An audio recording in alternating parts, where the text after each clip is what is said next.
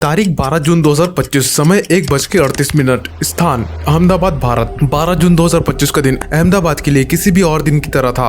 आसमान साफ और सूरज अपनी पूरी गर्मी बिखेर रहा था। सरदार वल्लभ भाई पटेल अंतर्राष्ट्रीय हवाई अड्डे पर रोज की तरह ही घामाघामी थी। इसी हलचल के बीच एयर इंडिया का एक विशाल बोइंग 787 ड्रीम लाइनर फ्लाइट संख्या 717 लंदन के हीथ्रो हाईवे अड्डे के लिए उड़ान भरने को तैयार थी। यह विमान सिर्फ एक मशीन नहीं था, बल्कि 242 यात्रियों का सपना और कहानियों का एक वाहक था। इनमें छुट्टियां मनाने जा रहे परिवार थे, इनमें बच्चे से मिलने जा रहे माता पिता थे और एक बेहतरीन भविष्य की तलाश में निकले पेशेवर थे। 12 क्रू मेंबर्स के साथ विमान में कुल 254 जिंदगियां सवार थी। दोपहर के 1:38 पर कैप्टन सुमित सबरवाल और फर्स्ट ऑफिसर क्लाइव कुंदर दोनों ही अपने क्षेत्र के अनुभवी पायलट थे। विमान के शक्तिशाली इंजन गरजे और कुछ ही पलों में ड्रीम लाइनर जमीन छोड़कर आसमान पर था। सब कुछ सबको एकदम सामान्य लग रहा था, लेकिन ऐसा बिल्कुल नहीं था। विमान अभी 625 फीट की मामूली ऊंचाई पर ही पहुंचा था कि एयर ट्रैफिक कंट्रोल ATC के कैमरे में एक भयावह सन्नाटा पसर गया। फ्लाइट 717 की एक घबराई हुई मेडे की स्ट्रेस कॉल आई। ये किसी भी पायलट के लिए आखिरी सहारा होता है। एक संकेत की हालत काबू से बाहर हो चुके थे। इससे पहले कि ATC कोई जवाब दे पाता या फिर स्थिति समझ पाता, उसके रडार स्क्रीन पर चमकता हुआ एक बिंदु अचानक से गायब हो गया। फ्लाइट 717 का अस्तित्व जैसे हवा में ही विलीन हो गया। ठीक उसी पल शहर के एक हिस्से में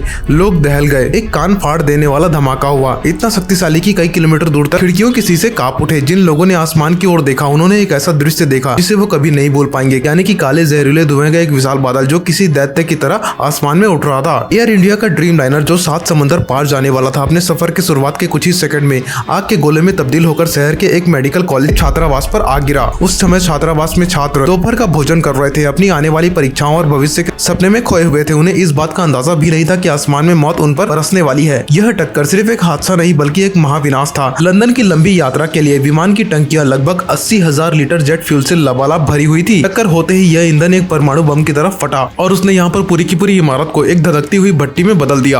आग की लपटें इतनी भीषण थी कि फायर ब्रिगेड के कर्मचारियों के लिए उसके पास जाना असंभव हो गया था। हर तरफ पिघले हुए लोहे और विमान के जले हुए टुकड़े बरस रहे थे। इस हादसे में विमान में सवार सभी 254 लोगों और जमीन पर मौजूद 40 छात्रों की दर्दनाक मौत हो गई। 294 जिंदगियां पलक झपकते ही खत्म हो गई। लेकिन इस भयानक तबाही के बीच एक चमत्कार भी हुआ। इमरजेंसी एग्जिट के पास सीट नंबर 11A पर बैठे हुए रमेश विश्वास कुमार नामक एक यात्री की जान बच गई थी। उन्होंने बाद में कांपती हुई आवाज में यह बताया कि एक जोरदार झटका लगा, जैसे किसी ने पहाड़ से धक्का दे दिया हो। चारों तरफ चीखे, अंधेरे और फिर खामोशी थी। जब मुझे होश आया तो मैं मलबे के बाहर था और हर तरफ लाशें बिखरी हुई थी। डर के मारे वो वहां से भाग गया था और उसे किसी ने एम्बुलेंस में डाल दिया। उसका भाई अजय, जो उसी फ्लाइट में उसके साथ था, वो अभी भी लापता लोगों की सूची में था। अब सबसे बड़ा सवाल यहाँ पर यह आता है कि आखिर ये हुआ कैसे। मौसम साफ था, विमान महज 11 साल पुराना था और ड्रीम लाइनर अपनी सुरक्षा के लिए जाना जाता है। पायलट अनुभवी थे। जांचकर्ताओं ने तुरंत ही अपनी कार्यवाही शुरू कर दी। शुरुआती विश्लेषण में यह पता चला कि विमान ने टेक ऑफ के बाद जरूरी ऊंचाई हासिल नहीं की थी और ऐसा लग रहा था कि जैसे इंजन ने पूरी ताकत नहीं दी, इससे विमान को वह लिफ्ट यानी कि उठाव नहीं मिला जो उसे हवा में रखने के लिए जरूरी था। क्या ये इंजन की विफलता थी या फिर कोई सॉफ्टवेयर गड़बड़ी जिसके लिए ड्रीम लाइनर मॉडल पहले भी कुछ हद तक बदनाम रह चुका था,